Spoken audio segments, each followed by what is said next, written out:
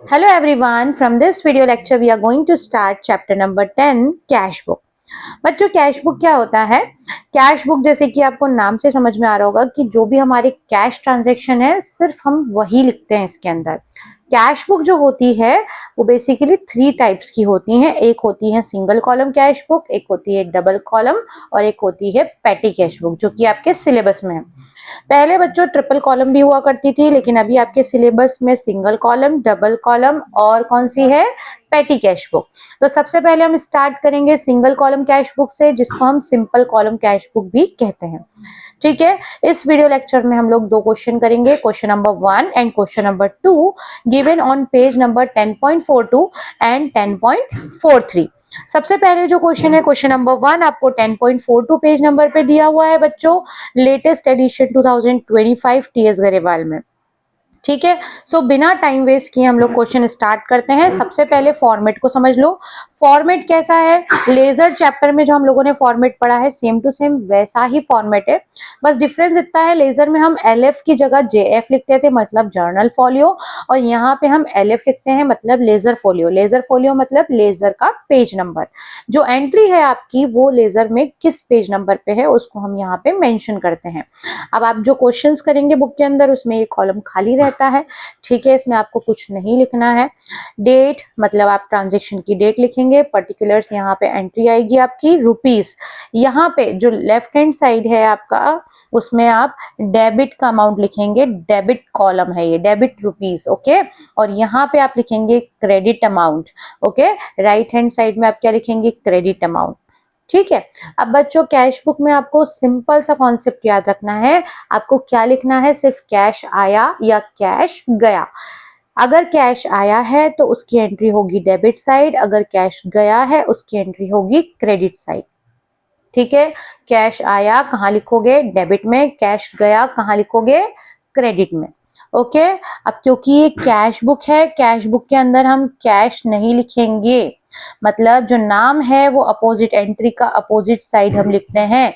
जैसे कि सपोज आपकी जर्नल एंट्री है cash account debit to capital, तो कैश नहीं लिखेंगे, आप क्या लिखेंगे, टू कैपिटल।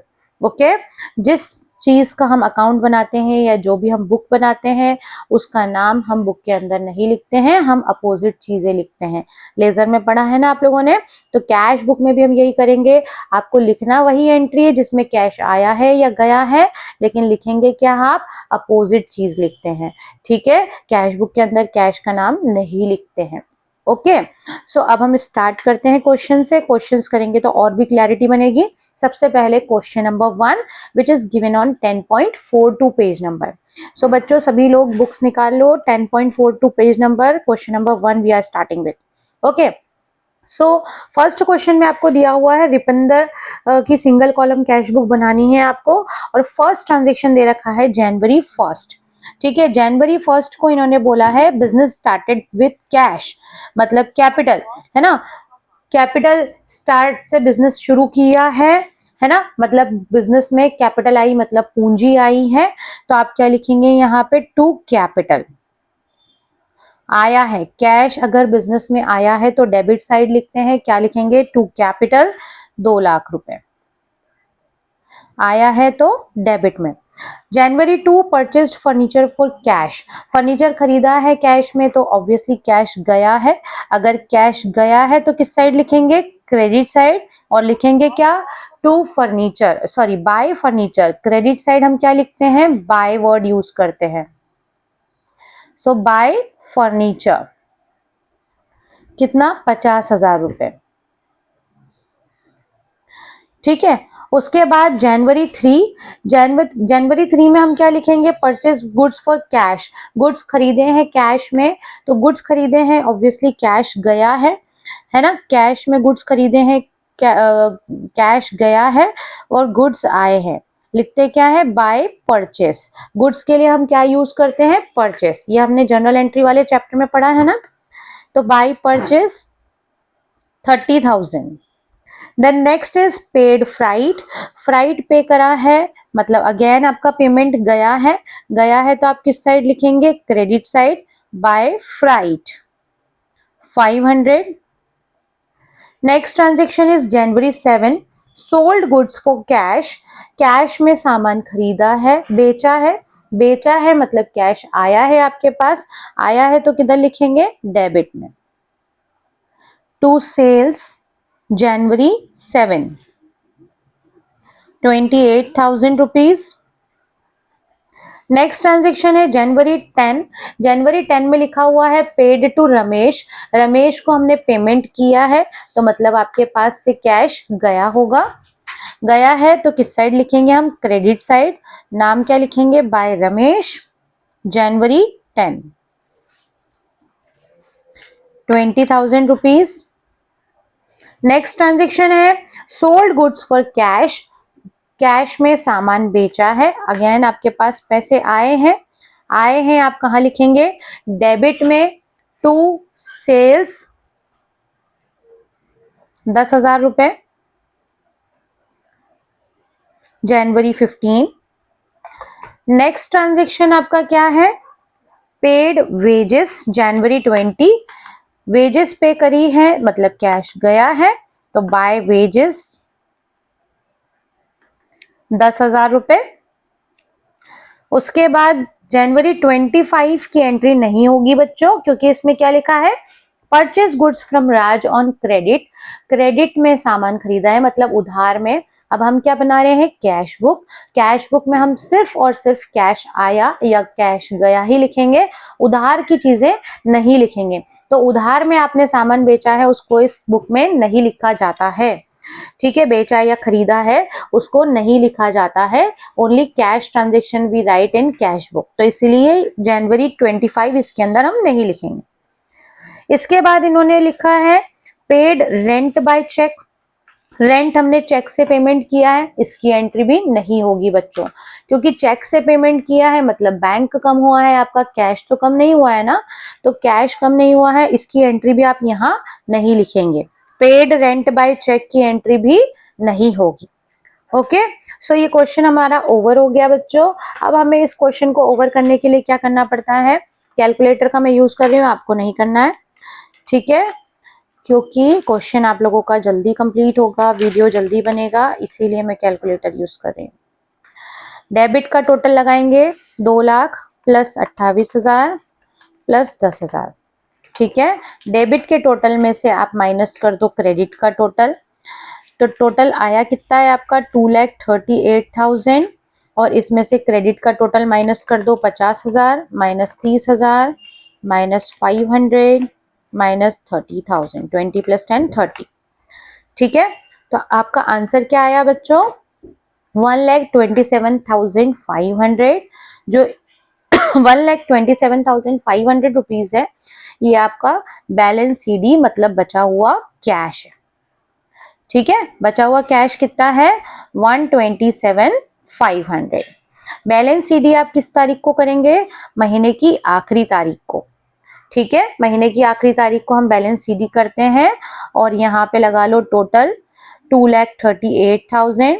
अब ये बैलेंस सीडी बच्चों डेबिट साइड में भी आ सकता है, क्रेडिट साइड में भी आ सकता है, ज्यादातर कैश बुक का बैलेंस सीडी क्रेडिट में आएगा, क्योंकि आप एक चीज समझना कि आपके पास जितना कैश होगा उसमें से ही आप पैसा दोगे, है ना, तो माइनस में बैलेंस ज्यादातर आता नहीं है, बैंक बैलेंस माइनस में आ सकता है, लेकिन आपको जिस साइड कम आए वहां लिखना है आपको बैलेंस सीडी। अब आपने बैलेंस सीडी लिया, उसको आपको नेक्स्ट मंथ में क्या करना पड़ता है, बैलेंस बीडी मतलब ब्रॉड डाउन, ठीक है। तो 1,27,500 को बैलेंस बीडी करेंगे अगले महीने की पहली तारीख को, February 1st। जो बैलेंस सीडी होता है वो महीने की लास्ट डेट को होता है, बैलेंस बीडी जो है वो महीने की अगले महीने की पहली तारीख को आपको करना पड़ता है। ये क्वेश्चन आपका ओवर हो गया है। Now moving towards next question, question number 2। Question number 2 जो है वो आपका 10.43 पेज नंबर पर दिया हुआ है बच्चों, फटाफट कर लेते हैं इसको, ठीक है। So question number 2, simple cash book of Gurman from the following transaction, Gurman की हमें बुक्स बनानी है कैश बुक। सबसे पहला ट्रांजेक्शन इन्होंने क्या दे रखा है कि गुरमन ने बिजनेस की शुरुआत की है कैश से, तो कैश से बिजनेस शुरू हुआ है, तो अगेन टू बैलेंस बीडी क्या लिखेंगे कितनी तारीख को बिजनेस शुरू हुआ है? अप्रैल 1। अप्रैल 1 को बैलेंस बीडी नहीं, सॉरी, टू कैपिटल, है ना। बिजनेस में कैपिटल आई, कितनी कैपिटल आई? 2 लाख रुपए। आपने 2 लाख लिख लिया। नेक्स्ट में क्या दे रखा है? अप्रैल 4 को हमने काफी सारी एसेट्स खरीदी हैं मतलब पैसा गया है। अप्रैल 4 क्या क्या खरीदा है? सब चीजें लिख लो। Buy computer, buy furniture, buy machinery. Sorry, ये सारी एंट्रीज नहीं आएंगी क्योंकि ट्रांजैक्शन में क्या लिखा हुआ है? Payment made by cheque. Payment made by cheque का मतलब क्या है? पेमेंट मेड बाय चेक मतलब बैंक से पेमेंट आपने किया है। बैंक से अगर आप लोगों ने पेमेंट किया है बच्चों, तो कैश बुक में नहीं लिखेंगे, तो ये एंट्री इसमें नहीं आएगी। ओके, अगर आपने बैंक से पेमेंट किया है मतलब बैंक रिड्यूस हुआ है, तो बैंक वाली एंट्रीज इस सिंगल कॉलम कैश बुक में हम लोग नहीं लिखते हैं, तो अप्रैल 4 की एंट्रीज नहीं आएंगी। ठीक है। नाउ नेक्स्ट ट्रांजेक्शन अप्रैल 6। अप्रैल 6 में दे रखा है गुड्स परचेस करे हैं भूषण से कैश में। कैश में गुड्स खरीदे हैं मतलब कैश कम हुआ है, तो लिखेंगे बाय परचेस। अमाउंट क्या दे रखा है? 40,000 रुपए। ठीक है। नेक्स्ट एंट्री दे रखी है paid wages for installation of machine. Machine जो खरीदी थी उसको इंस्टॉलेशन में वेजेस पे करे हैं। इंस्टॉलेशन चार्जेस है। जब भी हम इंस्टॉलेशन में पेमेंट करते हैं उसको मशीनरी का ही खर्चा मानेंगे, तो बाय मशीनरी अकाउंट 4,000 रुपए हमने खर्च किया है, तो 4,000 गया, क्रेडिट साइड लिखेंगे। इसके बाद नेक्स्ट ट्रांजेक्शन है अप्रैल 12। कंप्यूटर रिपेयर चार्जेस, कंप्यूटर को रिपेयर करवाया है उसका खर्चा आया है, तो अप्रैल 12 बाय रिपेयर। ठीक है। अगर किसी भी एसेट में बाद में खर्चा किया जाता है तो खर्चे का नाम ही लिखा जाता है, लेकिन अगर खरीदते टाइम ही कोई खर्चा होता है तो उस एसेट के नाम से ही लिखा जाता है। ठीक है।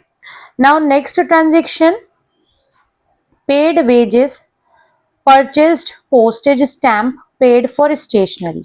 सभी चीजों से पैसा गया है अप्रैल 15।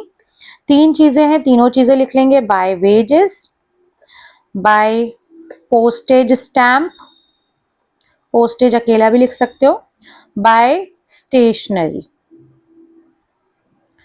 ठीक है। जिस जिस चीज से पैसा गया है सब चीजें लिख लेते हैं। अमाउंट कितना कितना गया है? वेजेस 15,000, पोस्टेज 150 रुपए और स्टेशनरी 2700। ठीक है। इसके बाद नेक्स्ट ट्रांजेक्शन क्या है? Sold for cash half the goods purchase from Bhushan. अब इसका बेटा एंट्री जो है उसको थोड़ा सा कॉम्प्लिकेटेड है, उसमें कैलकुलेशन है, उसको ध्यान से देखना है ना। क्या दिया हुआ है? भूषण से जो हमने सामान खरीदा था, गुड्स खरीदे थे, उसका आधा गुड्स हमने बेचा है 25% प्रॉफिट पे और उस पर ट्रेड डिस्काउंट दिया है। ठीक है। इसका कैलकुलेशन मैं आपको यहाँ करके दिखा देती हूँ। तो भूषण से हमने कहाँ पे सामान खरीदा था? अप्रैल 6 में 40,000 का सामान हमने उससे खरीदा था, उसमें से आधा मतलब 20,000 रुपए का सामान हम बेच रहे हैं। 20,000 रुपए में सबसे पहले हमने प्रॉफिट जोड़ दिया 25%। 20,000 का 25% कितना हो जाता है? 5,000 रुपए। ठीक है।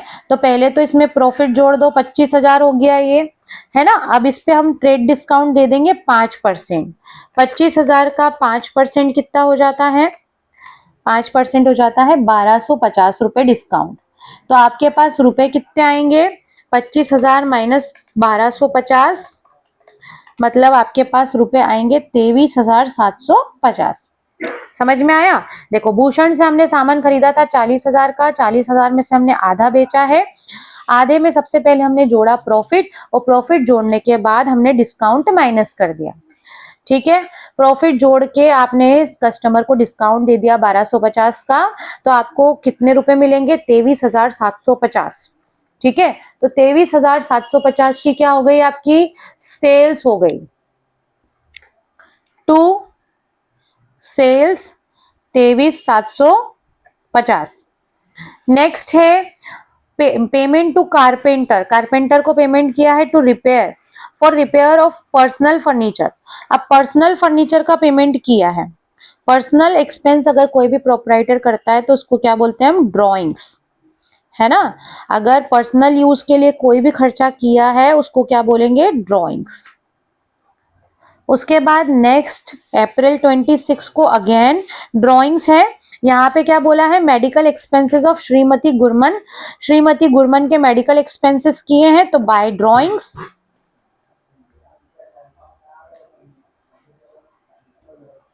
Next paid for shop rent, shop का रेंट पेमेंट किया है, तो रेंट पेमेंट किया है तो आपके पास से पैसा गया है बाय रेंट 2500 रुपए। ठीक है, अब आपका ये क्वेश्चन ओवर हो गया बच्चों। सीधे अब हम क्या निकालेंगे, बैलेंस सीडी। ठीक है, डेबिट का टोटल करती हूँ मैं। डेबिट का टोटल कितना दिख रहा है आपको, 2,23,750, 2,23,750। इसमें से क्रेडिट साइड माइनस कर लेते हैं, -40,000 minus 2,23,750 minus 40,000 minus 4,000 minus 1,900 minus 15,000 minus 150 minus 2,700 minus 350 minus 1,800 minus 2,500। सो आपका अमाउंट कितना आया, बैलेंस सीडी 1,55,350। क्या लिखेंगे आप यहाँ पे, बाय बैलेंस सीडी कितनी तारीख को, महीने की आखिरी तारीख को लिखेंगे बैलेंस सीडी 155,350। ठीक है, और यहाँ पे लगा दो आप टोटल, टोटल कितना हो रहा है 2,23,750। ठीक है, जो बैलेंस सीडी हुआ है उसको बैलेंस बीडी करेंगे कितनी तारीख को, अगले महीने की पहली तारीख को, मतलब May 1 155,350। ओके, तो ये दो क्वेश्चन बच्चों हमारे ओवर हो गए हैं सिंगल कॉलम कैश बुक के। आई होप आपको समझ में आए होंगे। देखो बच्चों बहुत सिंपल है, कैश आया तो डेबिट में लिखना है, कैश गया तो क्रेडिट में लिखना है। बैंक के transaction single column cash book में नहीं लिखे जाते हैं और उधार वाले ट्रांजैक्शन भी सिंगल कॉलम कैश बुक में नहीं लिखे जाते हैं। ठीक है, आई होप कि आपको दोनों क्वेश्चन समझ में आए होंगे।